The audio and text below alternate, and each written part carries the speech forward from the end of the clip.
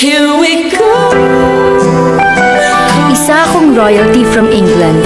Direct descendant ni Queen Elizabeth. Baliw. Eto si Eya, Ambitious frog! Kokak! ang medyo pangit na may-ari ng diary. 3,500 kada buwan, 1 month advance, 1 month deposit, 5,000 deposit sa Meralco, 2,500 sa tubig, 4 kayo sa kwarto, bawal ng tila ng boyfriend, saka bawal mag-alaga ng aso. O ano, kukunin mo ba? Hindi na ho. May boyfriend kasi ako eh. Hindi nga. Sige na ho, kahit anong trabaho, desperado na ho ako eh.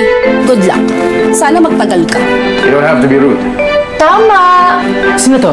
Si Cross, ang crush ng bayang pogi na. Monster naman. Ang anak ko is human, but also he is half halimaw. Mukha mo pala yun. Akala ko connected dots. Ay! Pangit na nga. Lampa pa.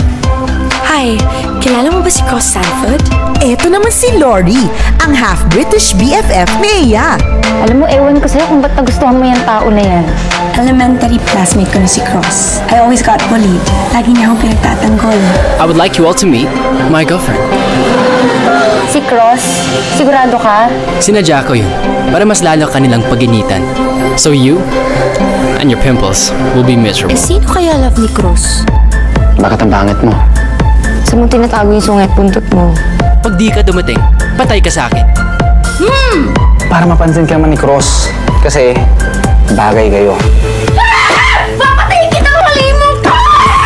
Inihahandog ng Viva Films, sina James Reid, Yasi Pressman, Andre Paras, and Nadine Lustre. Gusto niya pakita sa lahat ng tao, wala siyang kailangan kahit na kanino. Sa isang kwento ng pag-ibig na di mo inaasahan. Para sa taong di mo inaakala.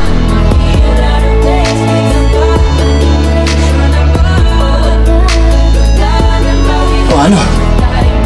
Paano nga ba kung ma-inlove ka sa isang taong alam mong hindi ma-inlove sa'yo kahit kailan?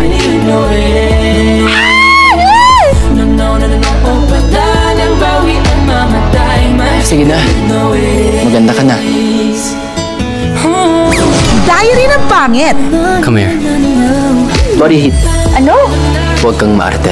Hindi ka maganda. Directed by Andoy Ranay. Sa April 2 na.